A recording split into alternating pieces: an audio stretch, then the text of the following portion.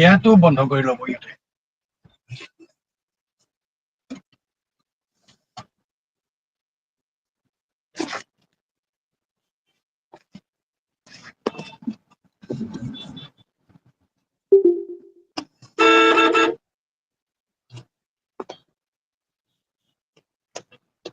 এখনটো ভাল হৈছে।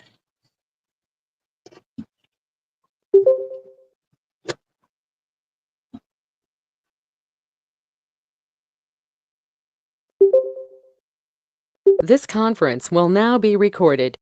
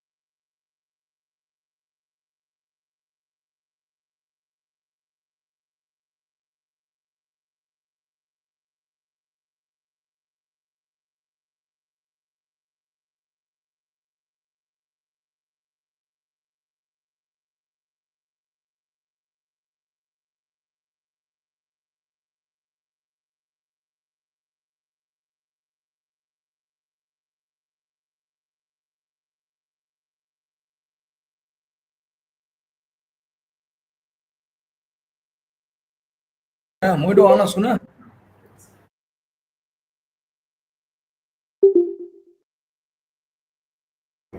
Namaskar, good afternoon everybody. Namaskar. Namaskar. Let us start. Good afternoon, everyone. So I, Dr. Prabhu Bora, Professor and Head Department of Animal Biotechnology, Assam Agricultural University, welcome all of you. More particularly, the Honorable Vice Chancellor, Assam Agricultural University, Dr. B.C. Dekka, sir, and also our invited speaker, Dr. Robin Flynn, Project Manager, Graduate Studies, Southeast Technological University, Ireland, as well as Senior Lecturer in University of Liverpool, UK. I also welcome all the participants joining us from all throughout the state and outside the state. As we have seen, among the registered participants, there are few participants from our neighboring country also. I welcome all of you. I also request all of you to mute your microphones while the deliberations are going on. Kindly unmute your microphones when you want to raise any question during the question hours. But during the delivery of the lecture, I request all of you kindly to mute your microphones. So let me start the program now. May I now request our Honorable Vice Chancellor, Dr. Bidut Chandan Dekka, kindly to speak a few words and declare this session inaugurated. Thank you, sir. Over to you. Thank you, Dr. Bora. I hope I am audible to all of you. Yes, sir. Am I audible? Yeah. Yes, sir. Dr. Bora, our head of the department, Animal Biotechnology, our guest lecturer today, Dr. Robin Flynn, who is the senior lecturer in University of Liverpool, as well as I am happy that he also guides the students because he is the advisor to the students of Southeast Technological University, Ireland. In fact, I would like to give a compliment to Dr. Bora for having organized this particular popular lecture series with our advanced state level biotech hub. Probably all of you know this particular biotech hub is a very important hub to give the recent advancement or to the knowledge of the recent advancement in the field of animal biotechnology to the students of not only in Assam, but at the entire northeastern region, and sometimes even we give the required information and knowledge to the students even outside the northeastern region. But the very mandate about this particular center is to cater the needs of the students of the northeastern region. And I'm very happy that they have started the first popular lecture series with a lecture from a eminent scientist, Dr. Robin. Probably he will deliver a talk on a very important topic, the progress of the vaccines, development of the vaccines, because all of us probably already know the importance of the vaccines, particularly for this part of the country. I mean, last more than 2 years, we are struggling with African swine fever, for which we do not have any vaccine candidates to really solve the menace of the African swine fever. Our university, Assam Agricultural University, our team of researchers under the leadership of Dr. Bora as well as Dr. Bormon in microbiology department, we have been doing, some very good research in the field of vaccine development. Recently, we have come out with a vaccine candidates. So far, there is no vaccine candidate for, there is a disease called in poultry, ranicate. We have a vaccines, but then we do not have any vaccine candidate, thermal stable vaccine candidates. And our scientists, they have started doing some work, and I am told that they are nearing completion of developing the vaccine candidate. So that way, our group, under the leadership of Dr. Bora as well as Dr. Vermont, they are doing very good job for the development of the vaccines. And I am quite sure during the deliberation of, in today's lecture by Dr. Robin, he will definitely give some light on the latest development on the vaccine development, because he will be talking on the vaccine development, more particularly the parasitic vaccines, if I am not wrong. So with this, I don't like to take much of your time, because we believe quality time.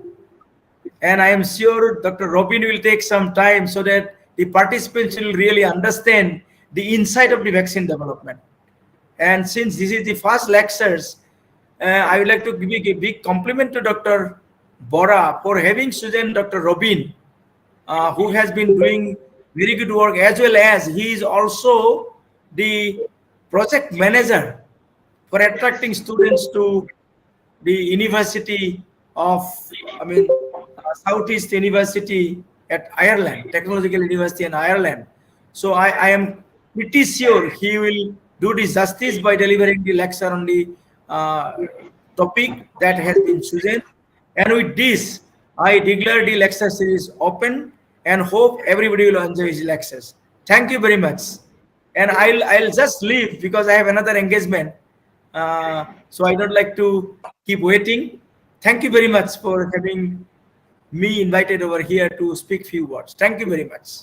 Thank you. Thank you from our side for sparing your valuable time and sparing few words for enlightening and encouraging us on this. Thank you, sir. So may I now request Dr. Luitwani Borcolita, Assistant Professor of Department of Biotechnology, to introduce our speaker to the audience. Thank you, sir. It's my pleasure to introduce the speaker of the day, Dr. Robin Flynn. Dr. Flynn is a project manager of graduate studies in the Southeast Technological University in Ireland. He is also working as an honorary senior lecturer in the University of Dr. Flynn graduated from the University College Dublin with a BSc honors and a PhD. During this period, he worked on the impact of fascicular infection, host immunity, and immune regulation. Following PhD, he undertook a period of postdoctoral at the University of Cambridge. Between 2009 to 2016, he established his own group at the University of Nottingham School of Veterinary Medicine and Science. His group continued to work on host immune response to parasitic infection and understanding this for the purpose of development of vaccines and diagnostics. In 2016, the group moved to the Department of Infection Biology at IGH Liverpool and worked on the same area till 2020. In the year 2021, he moved to Ireland who took up the current position of Project Manager of Graduate Studies of the newly established Southeast Technological University. The primary theme of his work remains the bovine-host parasite interaction. The work from Flynn Group has shown that bovine macrophages undergo alternative activation during liver hook infection, and this phenotype is non-protective. Dr. Flynn is a young associated with different international bodies in different capacities. His group has published multiple high-impact research papers in different scientific journals of repute. As on today, his citation is more than 3,200 and his age is 20. We are very happy to have Dr. Flynn as the first speaker of this series of online lectures. Now I hand over the proceedings to Dr. Flynn. Robin, it's over to you now, please. Okay, thank you, Lewis. Thank you, Dr. Bora, and many thanks to your Honourable Vice Chancellor for the invitation to speak today.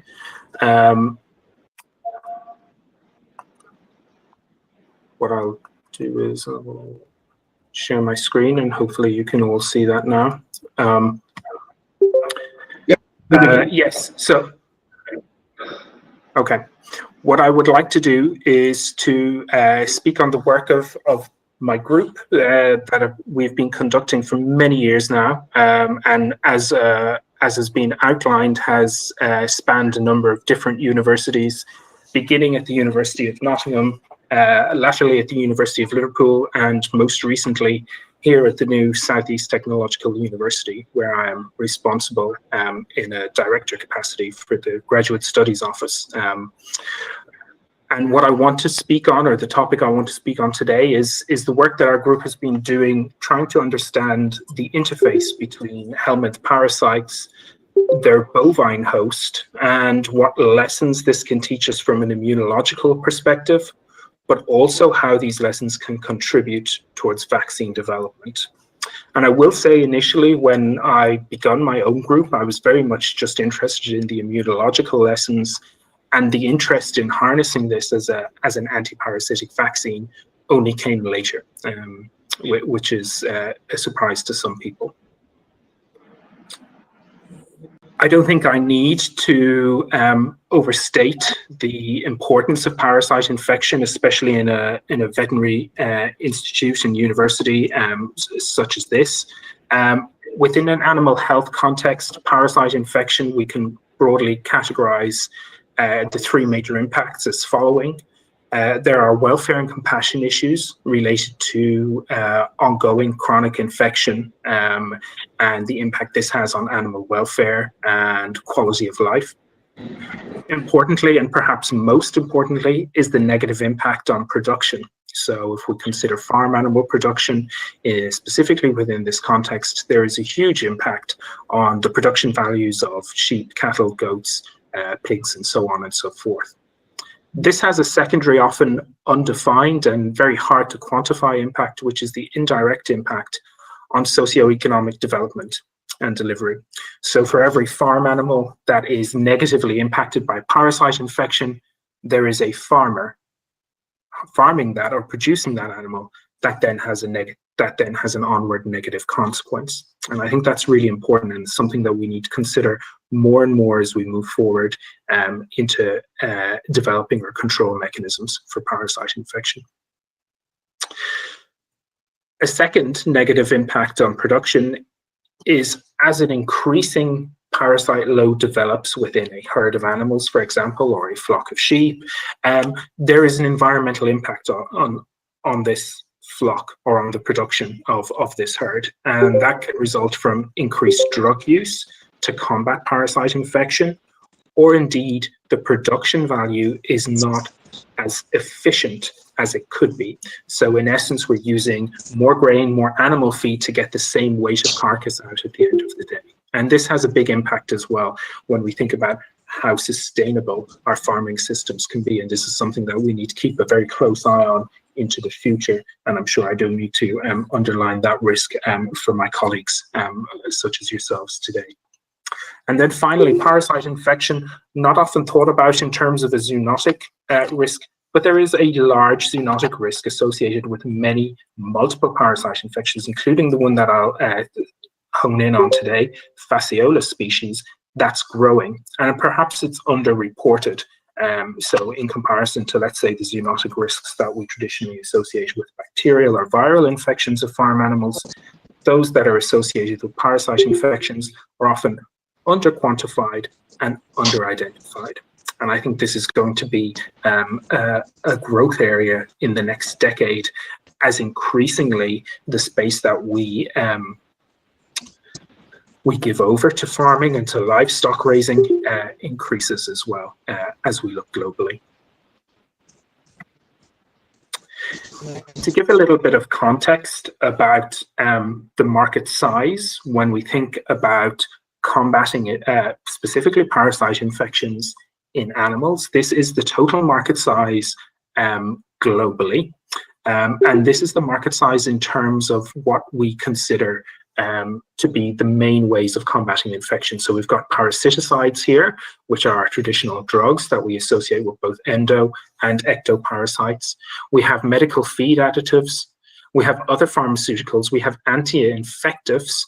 And then we have biologicals. And this biologicals class here in this particular representation represents 30% of the market share. And that market share is conservatively estimated at just under 30 billion euros or 33.5 billion US dollars on an annual basis. So the market available or the amount of money available to vaccine producers is quite large. So I think when we often think about the amount of time and resource that we need to put into developing a vaccine, what we need to really bear in mind is that actually the total market size is existent market size is actually quite large. Now, at the moment, when you break that down, a lot of these products, all of these products almost are all dedicated towards the small or the companion animal market. Okay, so when you break this down, it is nearly always the small and companion animal market. And when we look at parasiticides alone, for which we have the most in-depth data, these are largely ectoparasiticides as well. Okay. The issue, of course, with relying entirely on parasiticides is the issue of resistance. Resistance in parasite infection has been a noted and growing problem for the last 40 years. And I will speak in some depth on the resistance of the Fasciola species to triclobendazole later on in this talk. Just to dwell a little more on the market size and some of the continued movements. So as you can see from that graph and from previous work done by Trident Market Research, the vaccine market as a whole is currently valued at $6.1 billion US per annum. Now that at the continued growth rate, which is 6.2% compound rise annually, that market will grow to meet a cap of 12 billion per annum by the year 2026. Okay, so that is the projected growth without any new products coming on stream. This market continues to be dominated by the companion animal sector, and North America remains the largest market share region globally. Okay, so if we break that down, the most money to be made from commercializing or bringing vaccines to market is from North America, and it's from companion animals, and that encompasses both equine and small animals. I think the important thing that came out of the Trident Market Research report, and this was only quite recently done in 2019, is that production animal market share is projected to increase.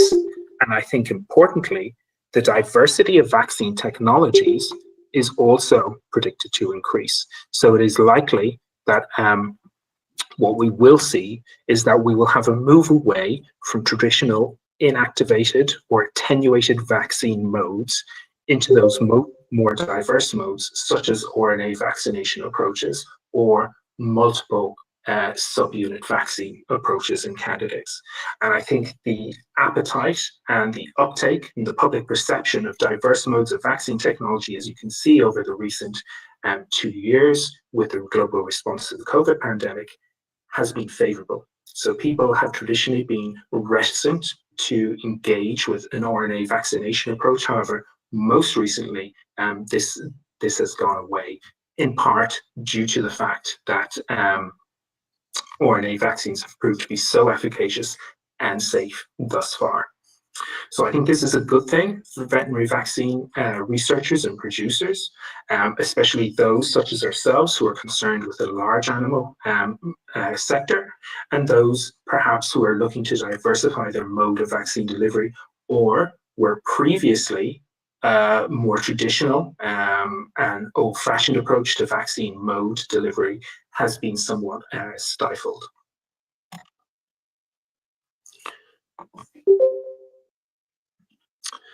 So what I would like to do now is to introduce my parasite of interest, and that parasite of interest is Fasciola hepatica. Fasciola hepatica is one of two primary species, the other being Fasciola gigantica, that has a global reach and a global distribution. It is found throughout the world, and the species that is locally endemic is dependent upon climatic conditions. So we associate F. hepatica with more temperate and the climate associated with Western Europe and North America, and we find gigantica in more tropical regions of the globe.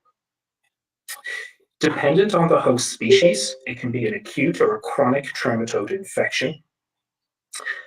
And that chronic trematode will reside within the liver following a migratory period through the intestine and across the peritoneal cavity.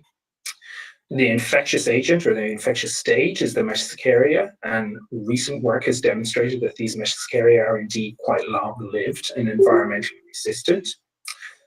And where Fasciola hepatica becomes ingrained within a herd or a flock, there are massive production impacts in terms of a reduction in milk yield, weight gain, so both total weight gain, the weight of weight gain, and the time to final market weight. And this is a particular problem in our beef sector. Importantly, and perhaps underreported, is the impact that Fasciola hepatica has on reproductive success. And I know that this department, led by Dr. Bora, has an interest in AI and reproductive strategies. Well, indeed, there's evidence all out there and accumulating to suggest that Fasciola hepatica has a negative impact on reproductive success through both increasing the number of AI attempts to successfully impregnate a dam, but also increasing the time between successful calvings. Okay, so overall, over the productive life of a dairy cow, that decreases the total number of calves that cow will yield, but also decreases her productive time in milk. And this is really problematic for farmers who are relying on those calvings or successful calving periods to be an economically viable dairy producer. So I'll just very quickly take you through the life cycle just to demonstrate how complex and perhaps how much differentiation and change occurs across the life cycle of the parasite.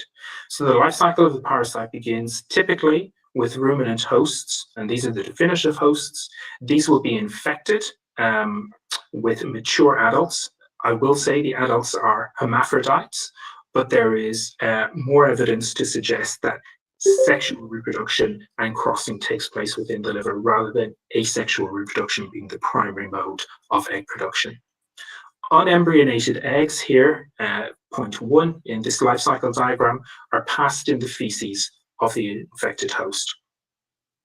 These then embryonate in a humid, moist environment, usually around 22, 23, 24 degrees. There is some change.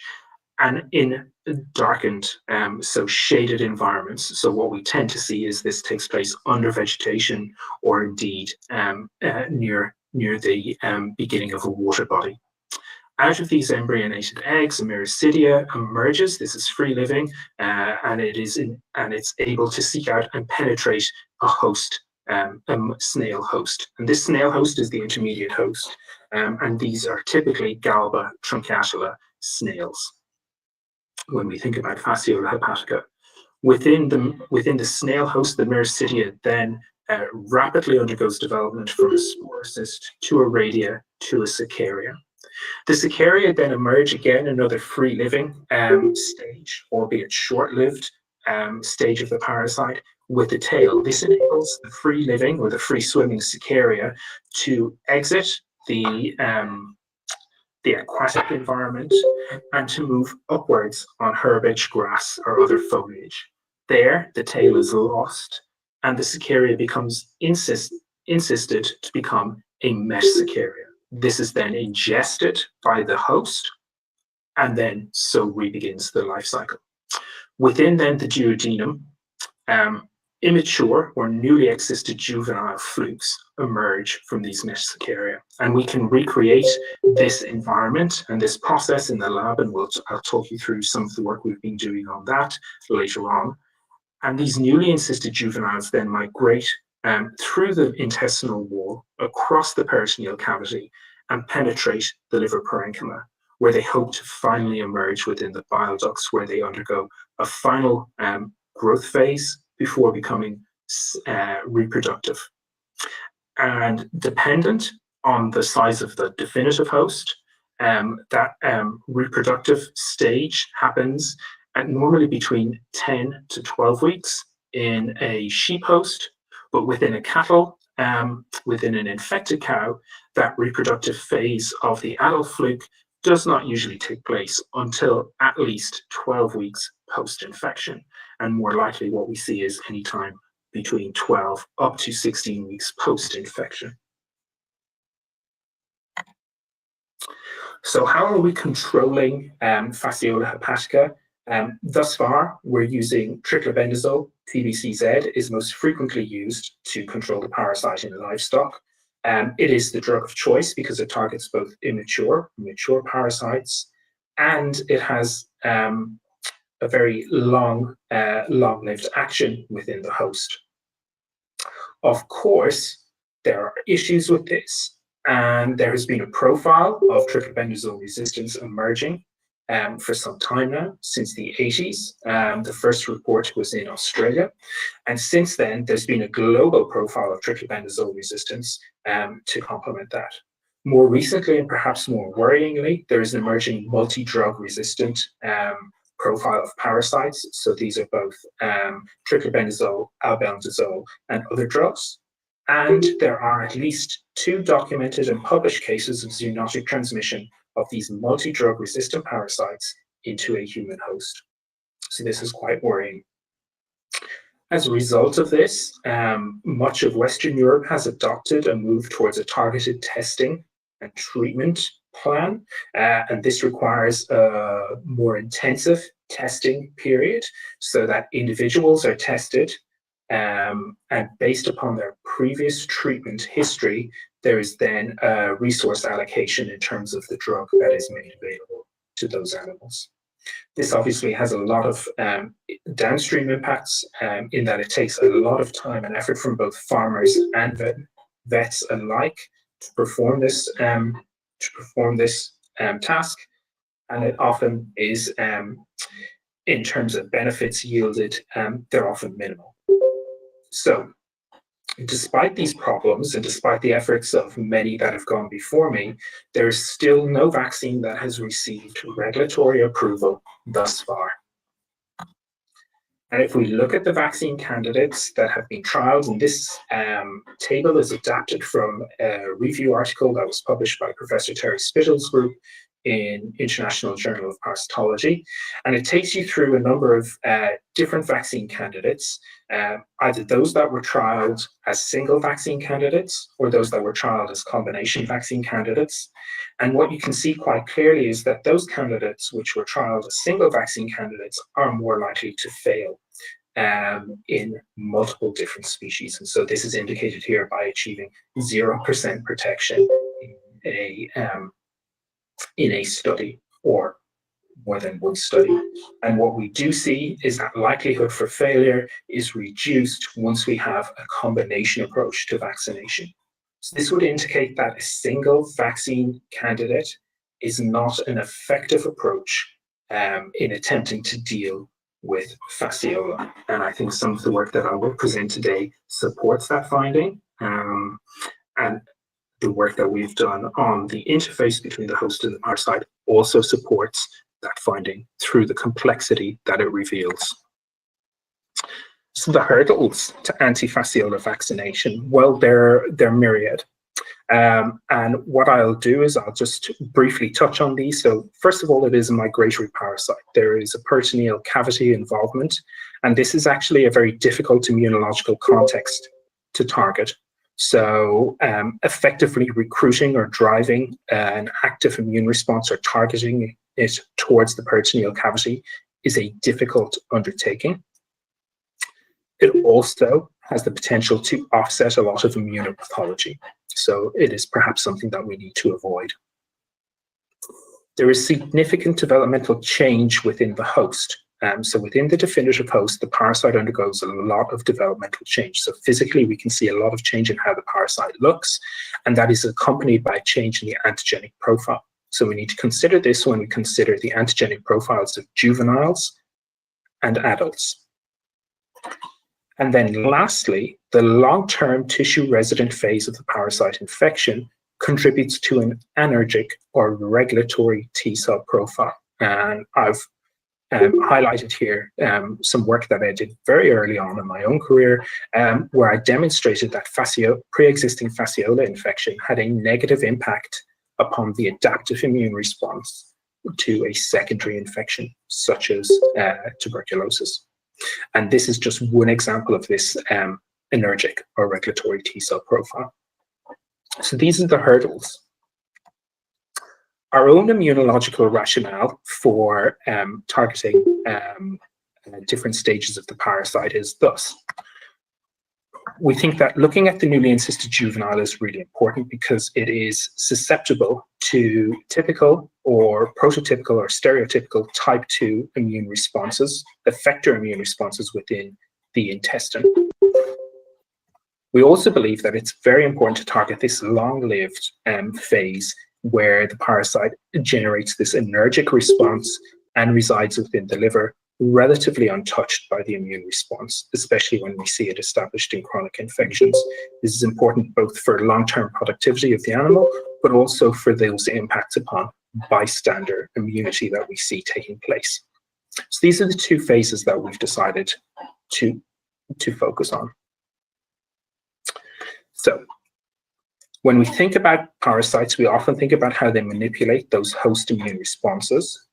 And the obvious question is, what can manipulate a host immune response? And there's been lots of work demonstrating that parasites produce enzymatically active secretions or proteins, and that these can cleave or disrupt signaling responses. And that is true, and those are very effective. And we see those in multiple parasite species, fasciola being no exception to that rule. What is a little more subtle and perhaps more effective is the concept that parasites produce their own form of cytokines. And this work is really, I suppose, to some extent, pioneered by Rick Maisels and Murray Selkirk from Imperial College and the University of Glasgow, is where Rick's group is now based. And Maisels and others have demonstrated their existence and potency.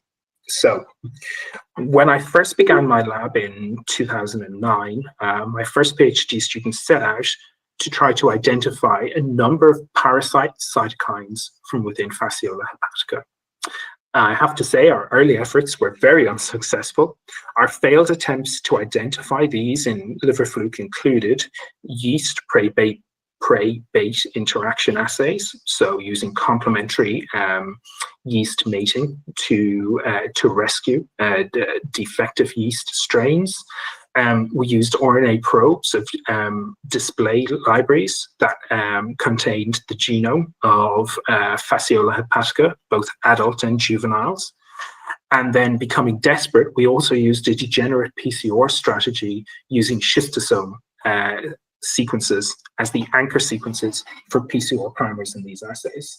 I can reveal that all of these were ineffective. The few that yielded positive results actually demonstrated only that we could amplify or identify cathepsin L sequences, which we know now to be overrepresented within the genome of Fasciola hepatica. So it's not unsurprising that an inaccurate or an insensitive approach, such as degenerate PCR or RNA probing of display libraries of genomes, would yield something like this when we know that cathepsin L1 is already overrepresented by a 4 to 6 fold measure. So how did we overcome this? Through a collaboration with Professor Jane Hodgkinson at the University of Liverpool, we were able to gain access to the early versions of the F. hepatica genome that had been sequenced in depth and annotated internally at a University of Liverpool to some extent. And so my student at the time, Ornapai Japa, who, and this work is in her thesis, available at the University of Nottingham, performed a genome screen of F. hepatica using a bioinformatic approach, essentially doing a very complex blast search, if you will, using a number of different cytokine, chemokine targets. And what she did reveal was that there was some homology with chemokine receptors and interleukin receptors, in particular IL-1 and IL-18. This homology was very weak, and Ornapai's attempts to identify or to target those receptors was ineffective. So instead, what we did have was we had very significant evidence of a transforming growth factor superfamily, so a TGF superfamily. And like all TGF superfamilies, what Ornapai found evidence for in terms of sequence homology within that genome was a TGF protein, so a transforming growth factor beta protein, a SMAD protein, which is an internal signaling cascade protein, belong to this family, the BMP proteins, multiple BMP proteins. These are a second class of ligands within the superfamily. And she found evidence for a tyrosine kinase receptor protein that displayed a lot of homology with the tyrosine kinase receptor sequences that we see within the superfamily receptor proteins themselves. So all of the scaffold for a TGF superfamily appear to be present within the genome. So Ornapai then went about cloning and identifying. She focused in, first of all, on this TGF protein, and this work is published in 2015 in Veterinary Research. And what Ornapai has done here is that she has cloned and annotated the F. hepatica TGF-like molecule, which we later termed FHTLM. She was able to identify that this had multiple open reading frame sequences, and gave rise to a coding sequence, or to an entire gene that was 15,000 base pairs in length. We were able to produce this recombinantly in an E. coli system in a his-tagged form. And what you see here on this silver-stained SDS page gel on the right hand of the slide, in lane 6, you see the purified forms of that protein. And what we actually found was that it formed as a dimer. So there was a disulfide bridge that formed as a dimer. So we had this protein running at quite high levels, or high molecular weights here, coming in at somewhere between 60 and 85 kilodaltons. And that's indicated by the arrow. A number of other bioinformatic analysis of the protein in question demonstrated that when we look on the amino acid level, that there's actually very little homology or identity in terms of the overall amino acid sequence.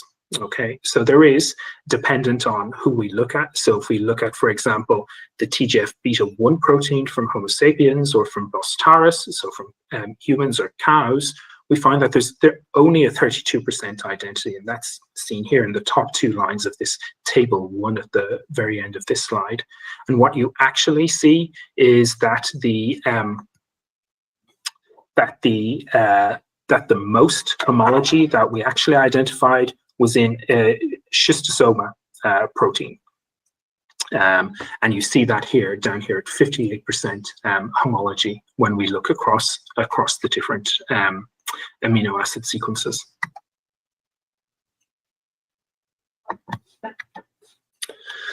So the next thing that Onapai did was that she investigated the life stage expression pattern of FHTLM. And what we found was that this displayed a restricted expression pattern. This is demonstrated here in this top graph, which indicates that newly encysted juveniles, or NEJs, have the highest level of expression. And this is just a PCR assay where we express our target relative to beta tubulin. She confirmed this using in situ hybridization, and that's these two bottom panels here.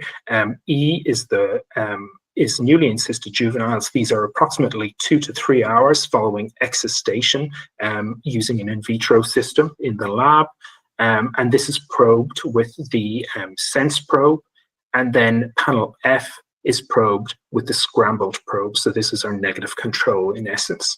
And what you see is that the RNA for FHTLM is widely distributed throughout the newly encysted juvenile. So this is really interesting. So we know that the newly encysted juvenile, which has this very intimate interaction with the host intestine, is expressing a high level of this protein that looks a lot like the mammalian TGF-beta protein itself. Okay. We also know that we can produce this protein as a recombinant form. And so this led us to a number of very simple questions, or straightforward questions, that we undertook then afterwards. So this work here is the work of a second student who was also in the group at the time, Dr. Azad Suleiman. This is work that we subsequently published in PLOS Pathogens. And what we have done in this is that we have used a reporter cell system that responds to TGF-beta family stimulation by generating a luciferase signal, and then we can measure that luciferase signal using a luminometer. So it's an entirely contrived assay that we can use using an immortalized cell line.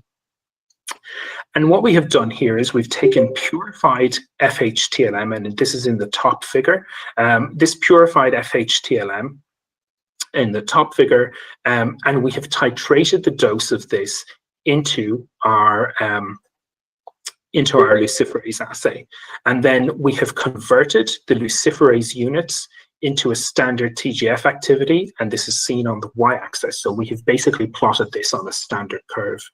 And what we found is that there is a 1,000-fold difference in the activity of, or in the potency of FHTLM compared with TGF-beta. So we need to put in nanograms of FHTLM to achieve a picogram type response within a mammalian system.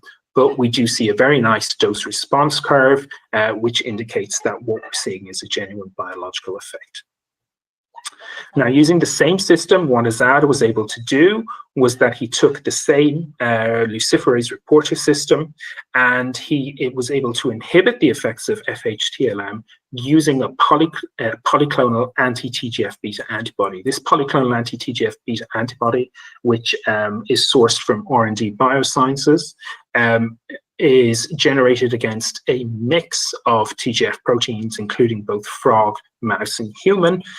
So it is it's quite diverse in terms of the sequences or the epitopes that it can potentially neutralize. And what we find here is that with an increasing amount of polyclonal antibody added into this system, sometimes reaching 100 micrograms per mil of polyclonal antibody, we're able to neutralize the luciferase response by almost up to 80% of our FHTLM activity. So our FHTLM appears to bind to mammalian receptors, and that FHTLM, we're able to negate that binding response using a polyclonal antibody raised against other animal species. So Azad went further than that, and Azad was quite a good molecular biologist, and what he did at the time was that he cloned 2 different fusion proteins. And these fusion proteins compose the extracellular domain of TGF-beta receptor 1 and TGF-beta receptor 2 that we took from the bovine sequences. And what he did was he made a chimeric protein that expressed TGF-beta receptor 1 or 2 as an FC fusion protein. And this FC portion came from the constant antibody chain, human antibody chain within a cloning vector. And he was then able to express this again in E. coli as a recombinant protein and to purify it using protein A, which made use of the interaction between the FC region and the protein A beads that you see on a standard Cephalose column. So using those recombinant proteins, what he then proceeded to do was to coat ELISA plates with either a mammalian TGF-beta 1 protein or with his own FHTLM protein, and then to probe these with a constant concentration of the recombinant FC proteins. And what you find here, and then he measured the colorimetric signal in a standard ELISA plate reader.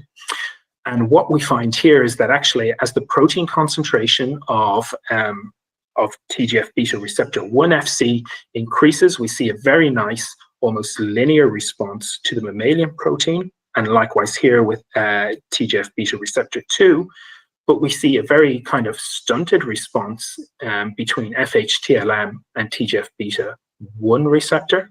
But that's not the case here with FHTLM and the TGF-beta 2 receptor. So what we see is that actually, and please note that the scale is very different on both of these two different ELISAs here on the top row.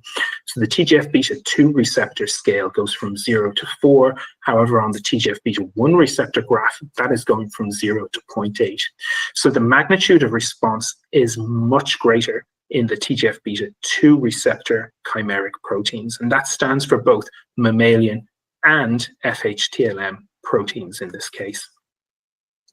Now, what we also did was we took these optimal binding concentrations that she determined here in this top row, and we utilized those to conduct an avidity, and that's visible here in this bottom row. And what we demonstrate here is that as we increase the potassium cyanide concentration into these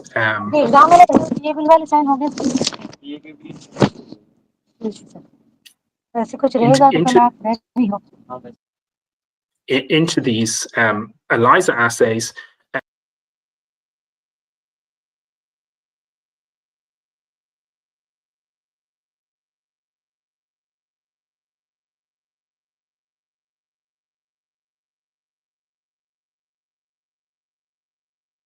Dr. Robin, would you kindly unmute yourself?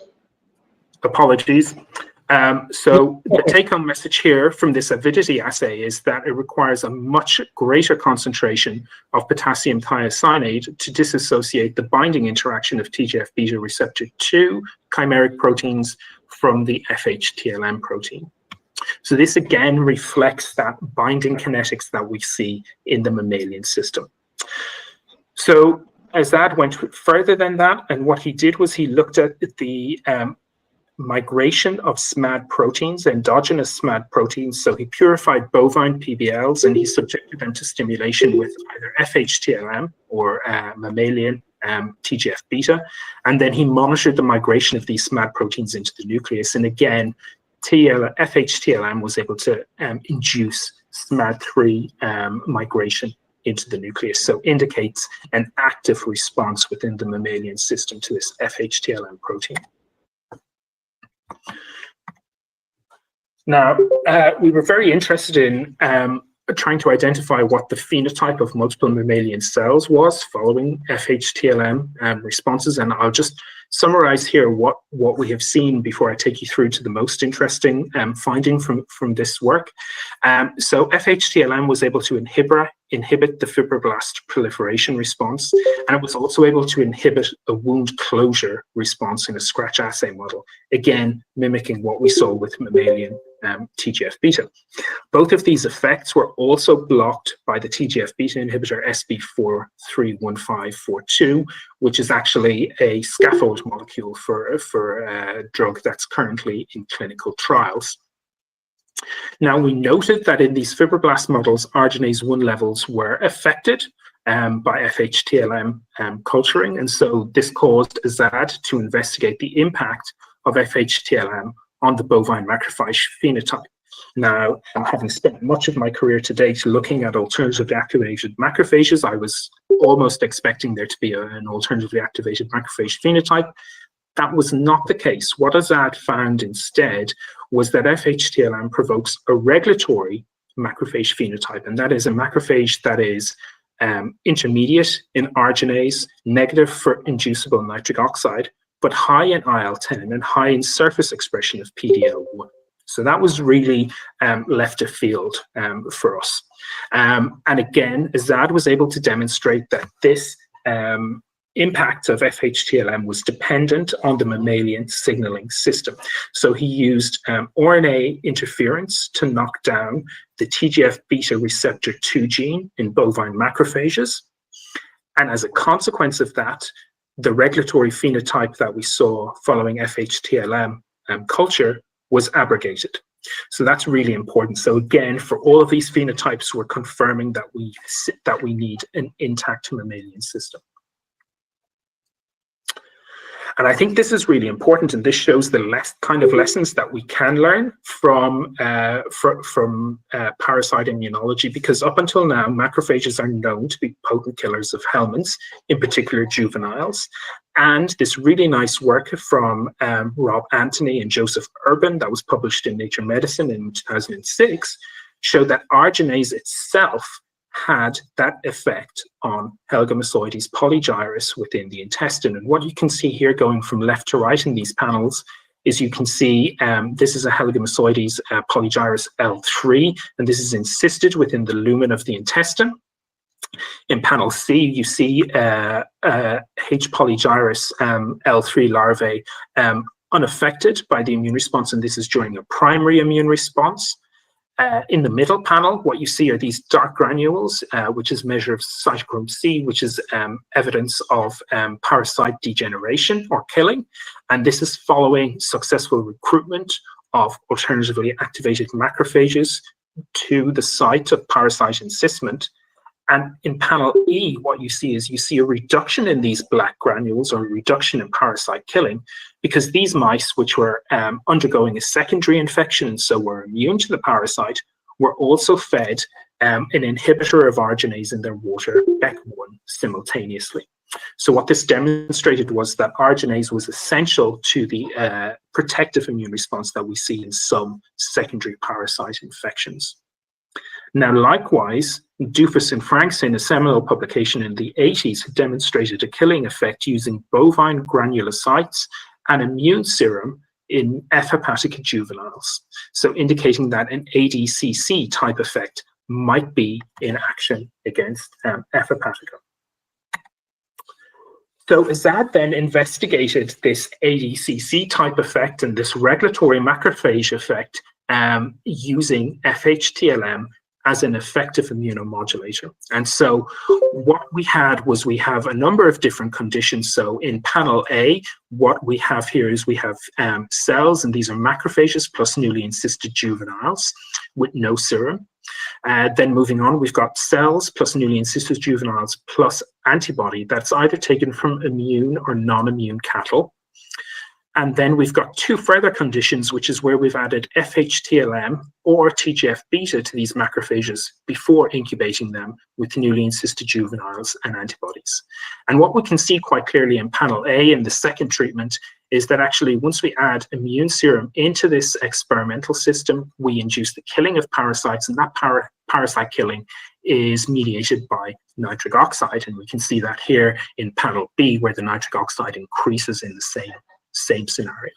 Now, if we take those macrophages and we pre-treat them with either FHTLM or TGF-beta prior to incubation with immune serum plus newly encysted juveniles, what actually happens is that the killing effect is reduced from producing 60% of dead parasites down to around 22% of dead parasites in the case of FHTLM. So that is a 40% reduction in the killing effect of this mechanism in the presence of FHTLM. And again, we see a consequent reduction in nitric oxide. Now, again, Azad was keen to demonstrate that this was reliant upon the TGF-beta signaling pathway, and the use of a TGF-beta inhibitor in here with immune serum restored this killing effect. So going from somewhere in the region of 15 to 20% killing when FHTLM is present, right back up to 50% once that TGF-beta signaling pathway is inhibited. So really quite important to show that we were relying on the mammalian TGF-beta signaling pathway throughout this system. So at this point, we were left very hopeful. FHTLM appeared to be what the industry would call a unicorn vaccine candidate. So it appeared to do everything. It demonstrated importance of delaying effective NEJ killing, a known mechanism of antiparasite phenotypes. This phenotype was really important because our previous work, published by Olin Goldwyn and myself in Vaccine in 2010, demonstrated that actually arginase-positive macrophages are not a correlate of protection in fasciola hepatica. Okay, so we were really keen to investigate this further. Now, this led another student of mine, Mayowa Musher-Origi, to investigate what else FHTLM can do. And there was two really big questions. So Judith Appleton's group had demonstrated that parasite development is supported through an innate immune response that's orchestrated through the tissue-resident parasite, and that work was published in PLOS Pathogens. And Rick Mazel's group, with John Granger, who now has his own group at the University of Manchester, demonstrated that a regulatory T-cell population can be driven by helminth secretions through the TGF-beta pathway. So this is really important as well. So Mayowa set out to investigate both of these. And again, I think this is part of the lessons that we have learned. And what Mayowa did here was she took a FOXP3 reporter mouse system. So when FOXP3 is expressed, GFP is turned on, and then we can identify FOXP3 positive cells through flow cytometry when we look through the GFP channel.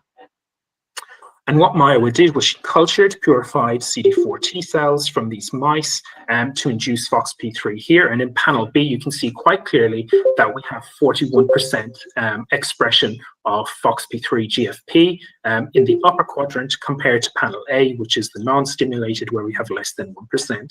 And Mayowa did a dose concentration of FHTLM and saw that she could never stimulate more than 2% of cells to become FOXP3 expressors.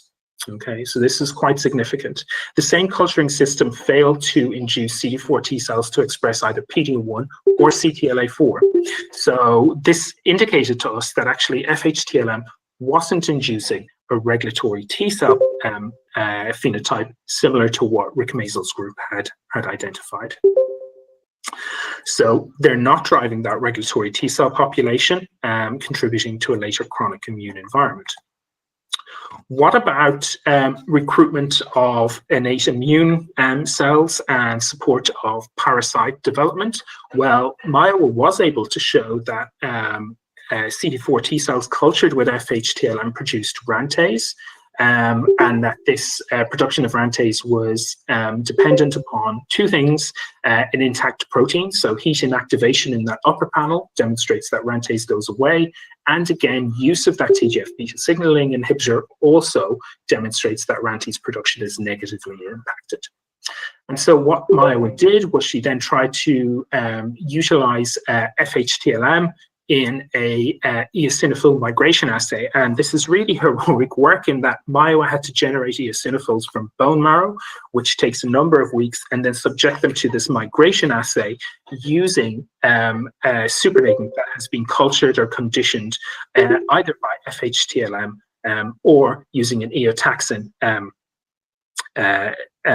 control.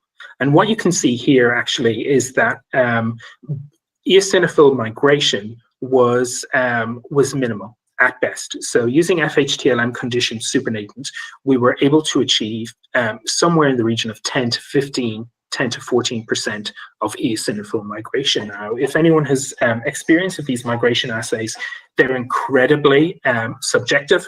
And so actually the terms or the standards of migration that you actually need to achieve before you have confidence in these results is somewhere in the region of 40 to 50% of migration. And Myowa consistently was unable to achieve these levels of migration. So we think that while FHTLM causes RANTase secretion, it's not an effective recruitment tool of eosinophils. And what Myowa went on to show was that actually FHTLM does not improve lymphocyte, macrophage, or eosinophil-mediated development of newly encysted juveniles. So she did this through a number of ways. She looked at growth of the worms, and that's the first panel, expression of GLUT4 within mammalian cells, and GLUT4 expression has been positively correlated with Trichinella spiralis development in Judith Appleton's model. And then she also looked for ATP changes within the parasite as well. And so what Myowa found was that worm area, so worm growth itself, was not impacted by either a CD4-TH2 cell conditioned medium or by a CD4 FHTLM conditioned medium. She also found that both of these conditions did not positively increase GLUT4 expression. In fact, TH2 cells, bovine TH2 cells, actively downregulate GLUT4 expression when they're conditioned towards a TH2 phenotype. And then perhaps more definitively, what Myowa was able to show in that final panel is that actually newly encysted juveniles, which are cultured with eosinophils that have been conditioned or pre-treated with FHTLM, do not display increased survival or metabolic turnover as demonstrated by ATP measurement. So that's really significant. So FHTLM is not a unicorn vaccine candidate. It appears to have a very limited effect on that ADCC mechanism, which is significant in itself, and that is that's quite important for what I'm about to talk about for this next half of the slide. So what of those other F. hepatica TGF superfamily members? Could they rescue our vaccine approach, or the vaccine approach that we had found ourselves on? And what I'm going to show you now is largely unpublished data. And this unpublished data comes from the work of Kate Solonkik, who was a research assistant in my lab for some time, and she's since gone on to gain a PhD with a collaborator of mine, Dr. Kevin Goff. And what Kate did was she continued the work of Ornipai in that she produced recombinant protein versions of a number of different FHBMP family members. And the first is FHBMP3. And what Kate has done here is she's taken FHBMP3, which we know to be a negative regulator of BMP pathways, and using a similar luciferase reporter system, so different to that which I previously demonstrated, but a luciferase reporter system nonetheless, she transiently transfected beta-glu and luciferase reporter plasmids into a cell line, and then measures the luciferase signal as a result. And this basically confirms that BMP2 and BMP3, which are the mammalian forms, and recombinant F. hepatica BMP3 combine to the mammalian signaling components on the surface and generate that luciferase signal, and that's indicated here in those final three columns in that graph. Now, alkaline phosphatase is a downstream target of BMP2 signaling. So where BMP2 binds to a mammalian cell, alkaline phosphatase is expressed. And often BMP3, the biological effects of BMP3 are measured through the negative impact it has on alkaline phosphatase induction. So we're looking here at a negative assay, and what Kate was able to do was she was able to take HeLa cells in this case and expose them to BMP2, mammalian BMP3, or F. hepatica BMP3 plus mammalian BMP2, and so looking for a downregulation of alkaline phosphatase. And this is just the staining that you can see, and so you're able to use ImageJ approaches to quantify the staining and express that as a percentage of the total cell area, which is what Kate did.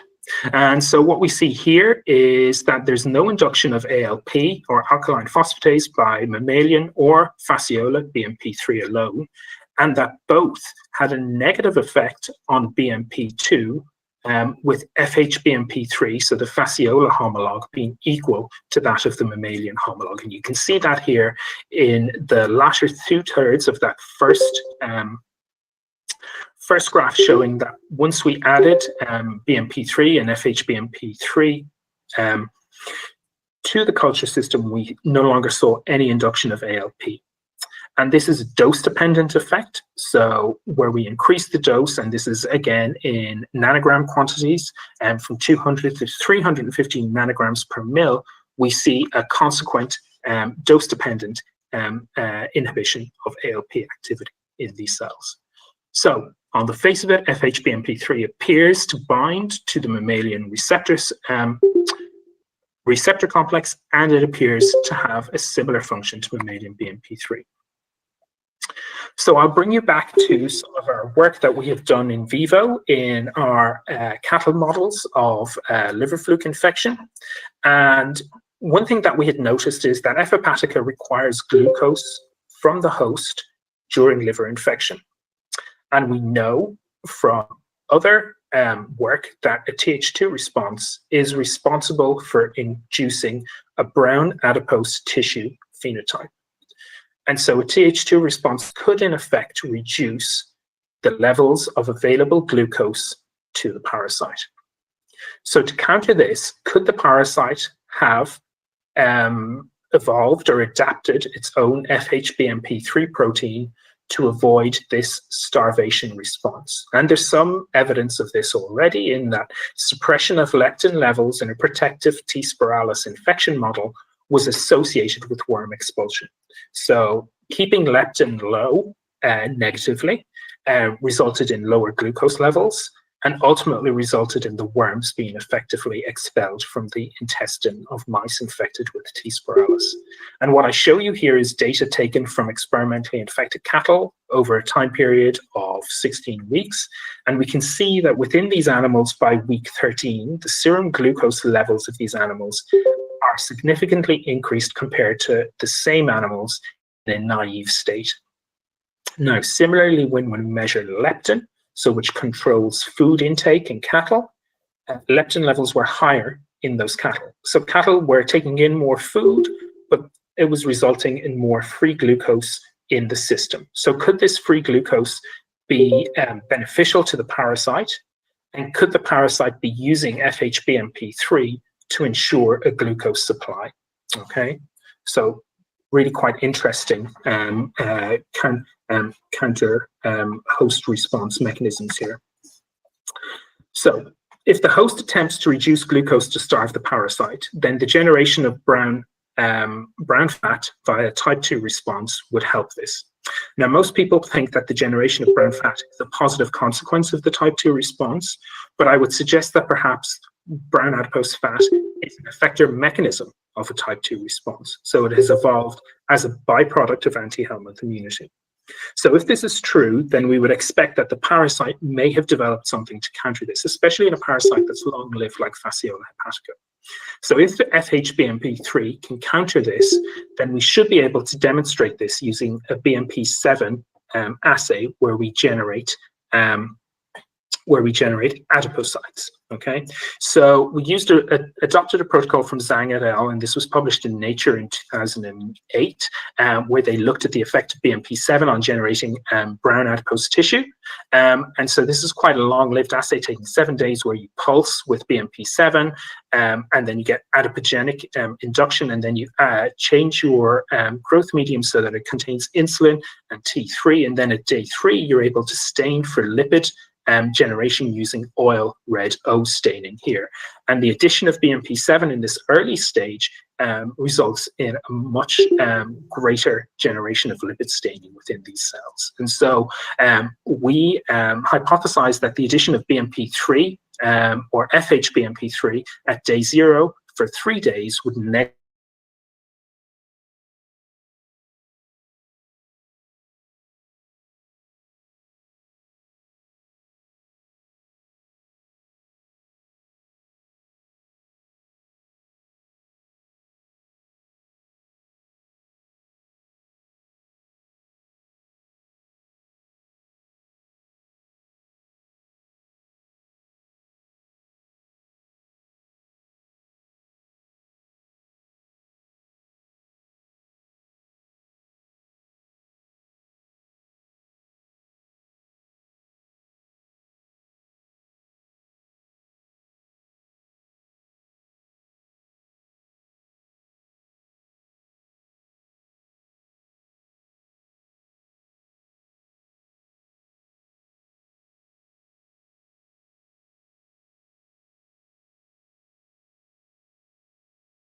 This conference will now be recorded. Muted. And she conducted the same assay, but looking solely at mitochondrial staining by immunofluorescence, and she was able to quantify this. And again, so this BMP7 stimulation that we see here in this figure where we've quantified this on the right-hand side, mitochondrial staining increases in the presence of BMP7.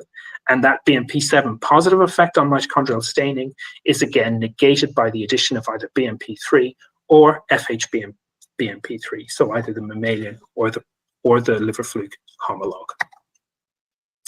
Finally, what we see is that actually the number of lipid vesicles are known to increase in brown adipocytes. And so Kate was able to use ImageJ again to quantify and then plot the distribution of adipocytes that were cultured with either BMP7 or BMP7 with or without BMP3 and FHBMP3. And what she found actually was that BMP7 induced the number of cells that had a lipid number of 10 plus. And actually BMP3 or FHBMP3, and that's seen in these final data points in the figure on the right-hand side of the slide, consequently reduced those also. So quite significant effects here on brown adipose tissue formation. Now, finally, within the tissue or within the liver, we know that mineralization of the liver tissue is associated with dead or trapped adult flukes within the liver. And a friend and colleague of mine, James Hewitson, had demonstrated this in a publication of PLOS Pathogens, where he was able to show using H.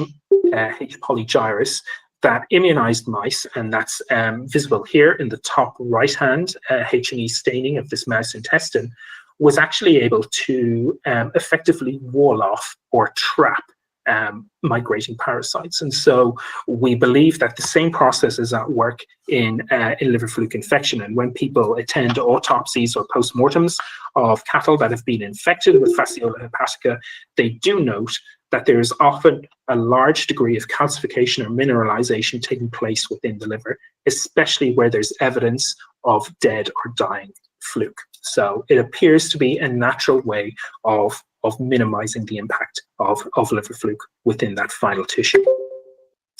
And so Kate, again, using a mineralization assay in vitro here, so mesenchymal stem cells, when they transition to an osteoclast cell type, they undergo mineralization.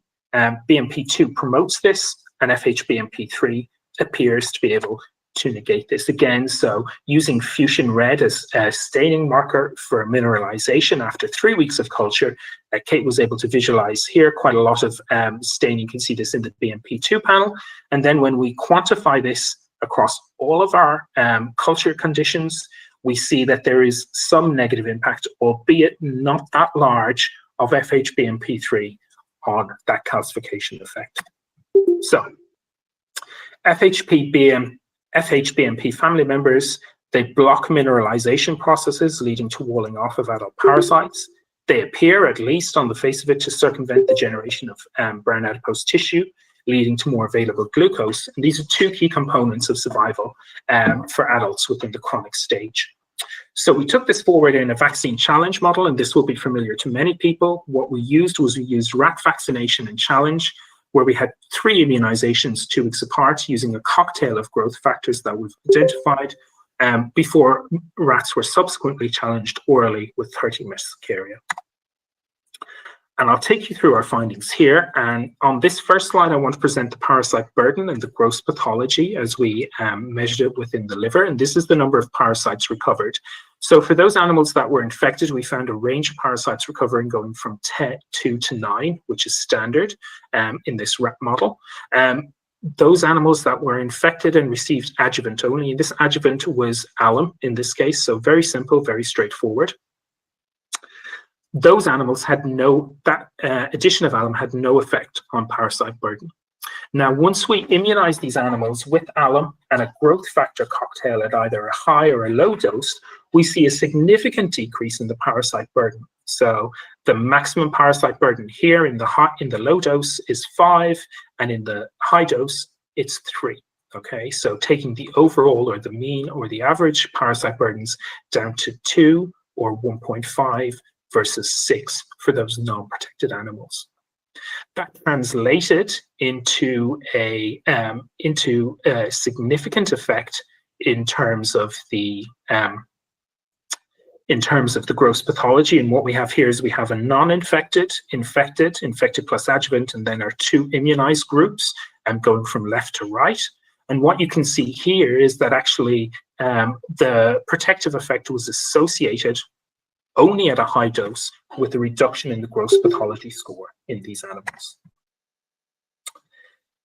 These animals were also protected from anemia, from developing anemia. So what we were able to do was we're able to measure hemoglobin in a blood sample taken through the tail vein on a weekly basis from these animals. And what I've simply presented here was pre-infection and then final tail bleed at post-mortem.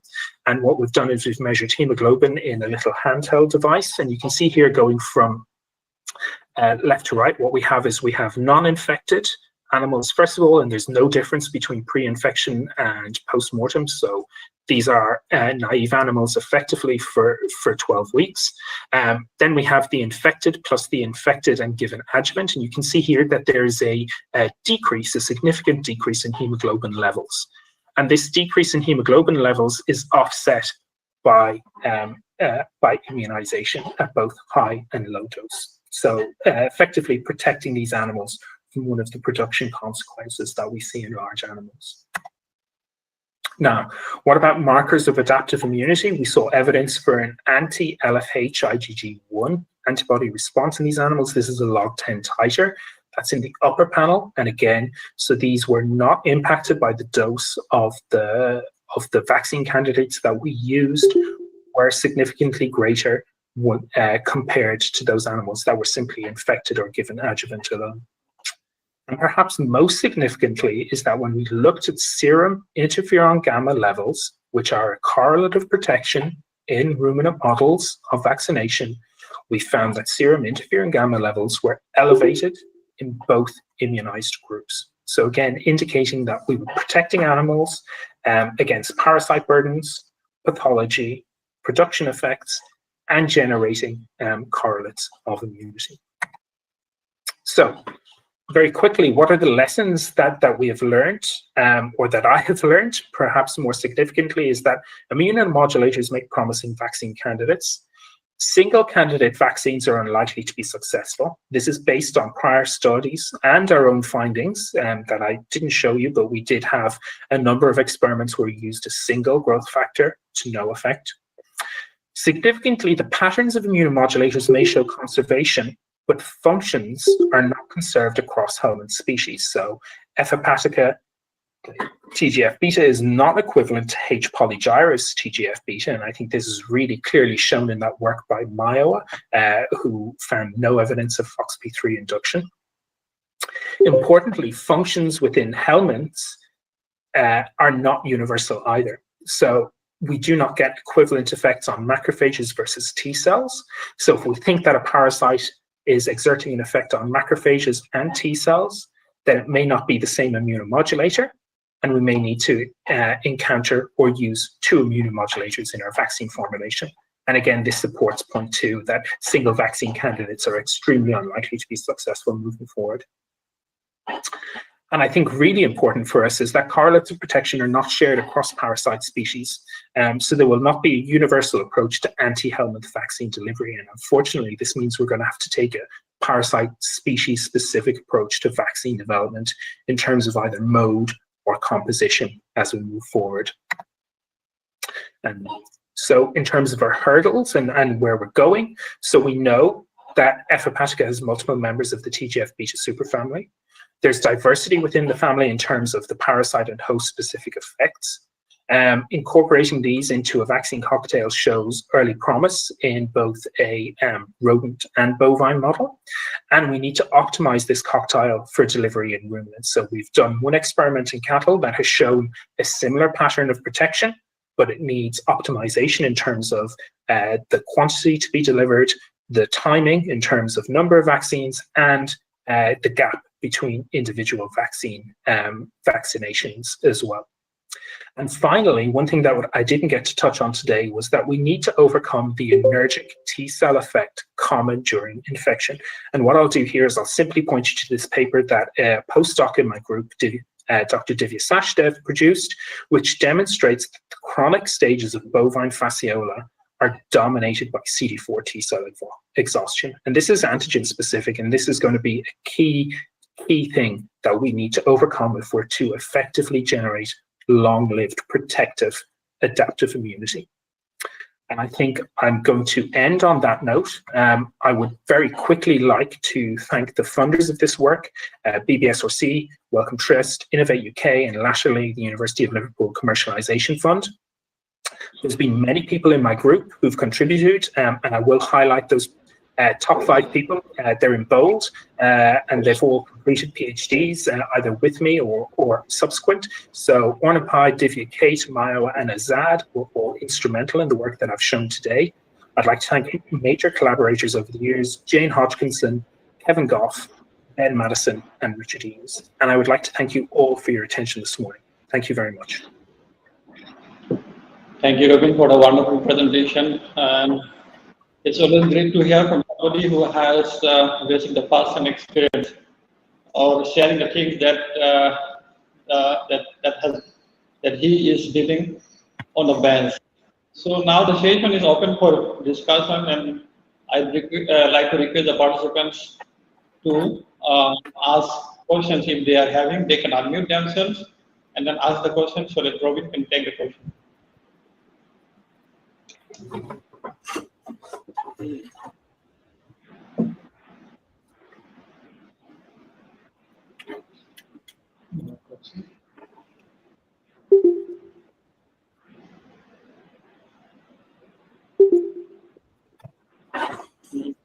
Are they unmuted?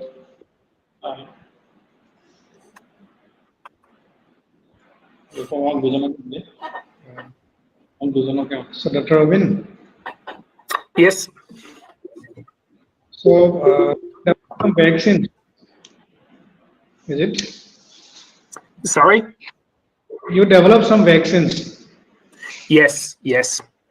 Yeah. So, are they commercialized or under research? So they're where they are at the moment is that we have done all of the academic development that we can do, and you'll see that our most latest funder was a commercialization fund, and this was to generate a safety profile in target species, so in cattle.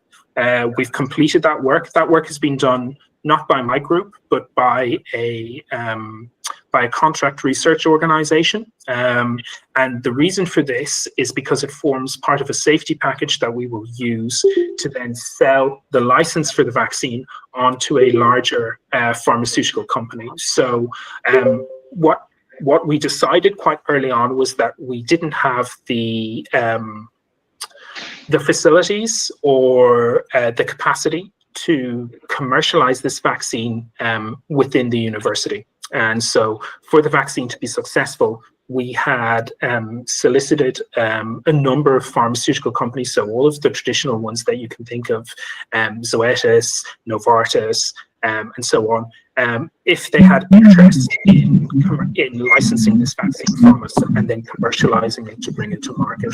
And so what we're doing at the moment is we're in talks with a number of pharmaceutical companies, presenting the work that you've seen so far, presenting the outcomes of our safety data and our safety trial, demonstrating that there's no off-target effects in targets in cattle or sheep. And then the hope is that they will bring it forward in terms of upscaling vaccine candidate production. So what I will say is that obviously we're currently producing our vaccine candidates in an E. coli system. It would be much more efficient if this is done in a yeast recombinant system, as I'm sure you're aware. The yields are going to be much higher. The post-translational modifications are going to mirror much more closely what we see in the naive protein versus what we see in the recombinant protein. And it will also give us an opportunity to develop a polyprotein candidate. So what we're doing at the moment is we're producing two different proteins in two different systems, purifying them, and then combining them before we immunize the animals. It would be much easier if we could produce that as a single large recombinant protein in a yeast system, do a single batch purification, and then immunize that. So that's going to be some of the types of hurdles that that whoever takes this forward to commercialization will need to do. I will just highlight some work of some colleagues of mine at the Morden Research Institute, and they have been looking at an 8 protein vaccine against some of the nematodes that they're working on in sheep. So again, it kind of highlights, first of all, the need for multi-candidate vaccines, but also the importance of working with a larger commercial entity who's got this experience in upskilling protein production, and again ensuring that the protein that comes out is fit for regulatory purposes. So getting it through VMD, FDA, and USDA type approvals is going to be really important. And I think having seen how some of that works, having a commercial partner who has already successfully navigated that is going to be really important, I think, for us in the first instance. Okay, thank you very much. So I think you have selected the proteins after various experiments which are giving the best immune response. Yes, yeah. So what I didn't get a chance to...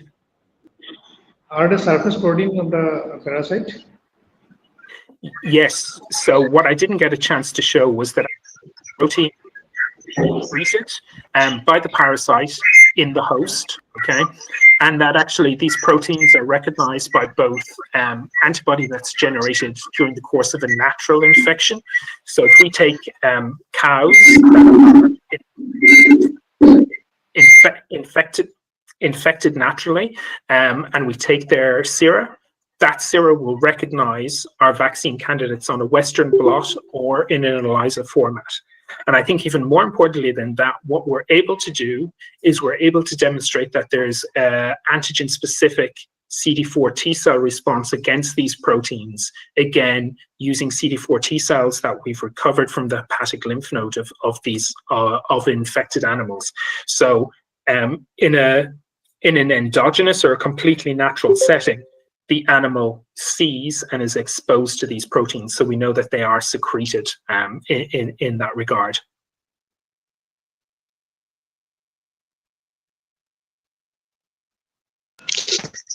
Hello, community. So is there any other question? Yeah, if there is any other question from the other people, we can ask. Otherwise, we can touch on the discussion. So any other question from the participants? Yeah, one more question, like, where do you see the future of antiparasitic vaccine? Yeah, I think it's going to be, I think perhaps it's going to have to adopt a different approach to antibacterial or antiviral vaccines in the veterinary sector. I think the resources needed to generate a successful anti-parasite vaccine are significantly more than what we've seen thus far for successful bacterial and viral vaccines. So it's going to require very early interactions with either research organizations or commercial entities that can upscale the quantities of proteins that we need to use. And I think secondary to that is the fact that we are very much looking at a future where we need to have a multiple subunit vaccines in use. I think the appetite for regulatory bodies to approve attenuated or crude, unpurified preparations as a vaccine component, I don't think that's going to last very long. And I think what regulatory authorities are going to do is push us towards using recombinant proteins, RNA technology, and so on. And I think simply because of that, we're going to have to use more than one protein, and that's going to entail a lot more resource going into it. I think there's a number of fundamental, I think that's very logistic. I think on a more immunological perspective, I think we have some very fundamental questions to answer about the ruminant immune response before we are going to be as successful in cattle as we are in, let's say, even dogs or cats or humans. And I think some of those things revolve around the generation of memory, adaptive responses, and phenotyping some of those different T cell compartments that we now know exist in human subjects. And I think seeing if there's equivalent T cell compartments in our ruminant species is going to be really important, because that will allow us to become more focused on what is a protective response. And I think once we have a wider array of tools and reagents available for cattle and sheep and goat, it's going to be much easier to do. But I think there's going to be two parallel strands for veterinary vaccines for the time being, and that is that further investigation into detailed immunological profiling, and then this combination of academic researchers such as yourself, and perhaps research organizations or institutes and commercial entities to produce commercially viable vaccines.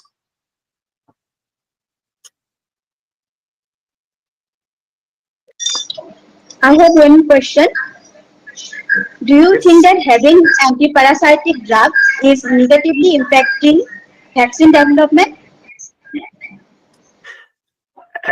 So are antiparasitic drugs negatively affecting vaccine development? I think from a commercial point of view, I think that antiparasitic drugs are still seen as a very short-term financial gain and incentive for both the pharmaceutical company and for farmers. I think farmers are somewhat reluctant or unwilling to commit resources to an unproven mode of control, like a vaccine, when they can rely upon antiparasitic drugs, even if they're giving decreasing beneficial effects. So from that point of view, I think they are having a negative effect. I think from an immunological point of view, I think there's some evidence that in schistosome infections, antiparasitic drugs with a combination of immunotherapy is able to induce effective protective immunity to a secondary challenge. I think that's an interesting finding, immunologically speaking. I don't think that is applicable, or I don't think it is logistically feasible to apply that to a veterinary setting. I think the application of immunotherapies to veterinary, especially to large animal species, is not feasible.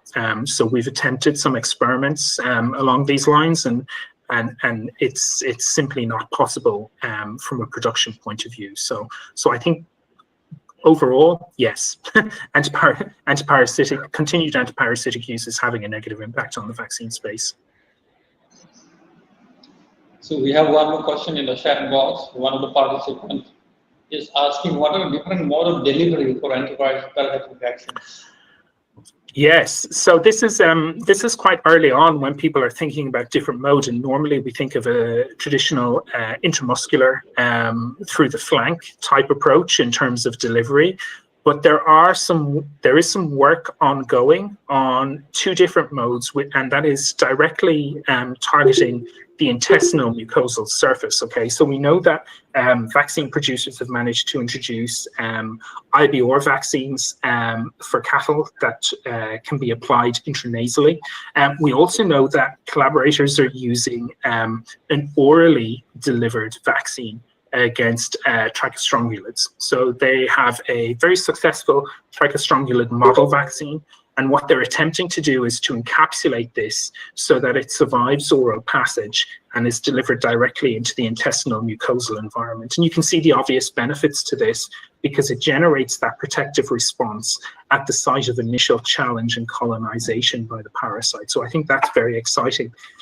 The other mode of delivery is intrarectal, actually. And this is a mode of delivery that has been has initially stemmed from a diagnostic or originated in a diagnostic field, and that is prion and scrapie monitoring. So rectal biopsy has been used quite successfully to monitor scrapie levels across sheep flocks, and the same mode of delivery now, intrarectal, is being used and in an attempt, especially in sheep, again to generate effective mucosal immunity. I think that is less successful than oral delivery, essentially because the encapsulation effect is not as successful. And as we know from immunological studies, there's some degree of inherent energy or global regulatory suppression of the adaptive response in that large intestinal environment. So again, it's less amenable to promoting a protective response. We have one more question. Okay, Dr. Yes. Robin, so what is your observation on Haemococcus contortus vaccines? Especially nowadays, some recombinant vaccines are available prepared from some gut antigens. So, what is your observation? Yeah. Right. So I think this is really interesting. This is a real success story from the Morden Research Institute, who has produced Barbavax in the first instance. Dave Smith has produced this. This is a very crude extract. I think what the downfall of Barbavax and the vaccine available against Haemococcus that's licensed in Australia, for example, is that it requires multiple applications within the same season or within the same 12-month period, and then repeatedly over many subsequent periods. So I think there's something very interesting going on in that the protection generated by the native proteins themselves is not long-lived. And I think this is simply due to the fact that Professor Smith hasn't been able to successfully produce a recombinant protein that replicates the protective effect of that parasite protein itself. Okay, and I think that is going to have to be solved perhaps through something like DNA technology as opposed to relying on recombinant protein technology. I don't think the recombinant protein technology that we have available yet is sophisticated enough to generate the post-translational modifications necessary to phenocopy what we see in the native parasite protein itself, especially in terms of that Haemococcus protein, or those Haemococcus proteins, the degree of tertiary lectin decoration and tertiary sugar and tertiary structure complexity that's in there is a number of orders higher than what we see in some of the fasciola proteins, for example. And so I don't have an opinion as to whether that's a species-specific thing or whether it's a clade-specific finding, but I do know that that's one of the obvious hurdles to translating the Barbavax vaccine as it stands into a fully recombinant technology. But I would imagine that DNA technology and RNA vaccine delivery technology is going to be the bridge that overcomes that hurdle. Okay, thank you very much. So we have one more question in the chat box if Robin wants to take. So the participant is asking about effectiveness of multiple vaccines in different developmental stages of parasites. Yeah, I think that's going to be a very complex issue. So I think for a single vaccine species, I think we are looking at multiple proteins in that vaccine, and then to combine that into a multivalent vaccine that targets different species of parasites, I think that's going to be an incredibly large vaccine itself in terms of the number of components, the concentration of components, and in fact actually whether there is any negative interaction between individual components. So do they affect stability and so on and so forth. I think as well we need to be cognizant of the fact that a lot of the putative parasite vaccine candidates are immunomodulators. So very few of them are simple surface proteins or structures, such as, let's say, for example, LPS from bacteria or something like that. So the effect of generating an immune response targeting those immunomodulators and doing that multiple times within the same host, I think needs to be looked at very carefully before we think about combining vaccines into a multivalent delivery system. So I don't see much evidence out there yet to suggest that multivalent delivery will be effective. I'm sure it can be, but I think we just need to I think unfortunately there's probably a lot of work to be done to ensure that we maintain efficacy of individual responses before we go down the multivalent route.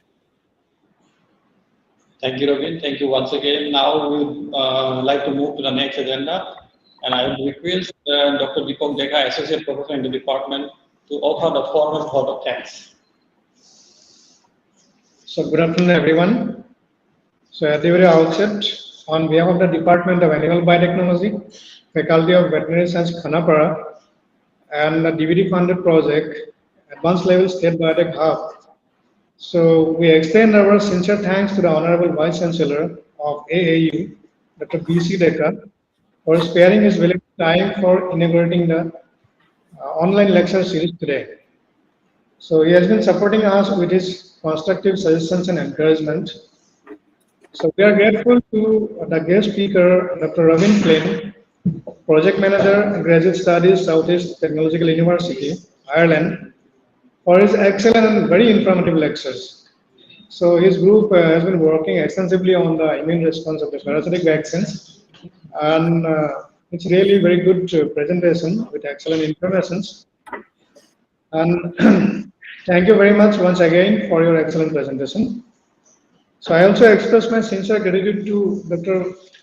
B.N. Saikia, Dean Faculty of Veterinary Science, and Dr. Niranjan Kalita, Director of Research, Khanapara, for your continuous support and guidance. Then we are also thankful to all the head of the department, other faculty members, and especially to all the participants from across the country and abroad for attending this session and making it a grand success. And we also like to acknowledge and thank the Department of Biotechnology, Government of India, for awarding this prestigious project, so under which this particular lecture series is being organized. And last but not the least, I extend my sincere thanks to the AAU authority, so for helping us to implement this project by providing logistic and other administrative supports. So thank you very much, everyone. Thank you, Dekha sir, and I once again, from my personal behalf as well, because I wasn't for long, and this is the first interaction formally we are having.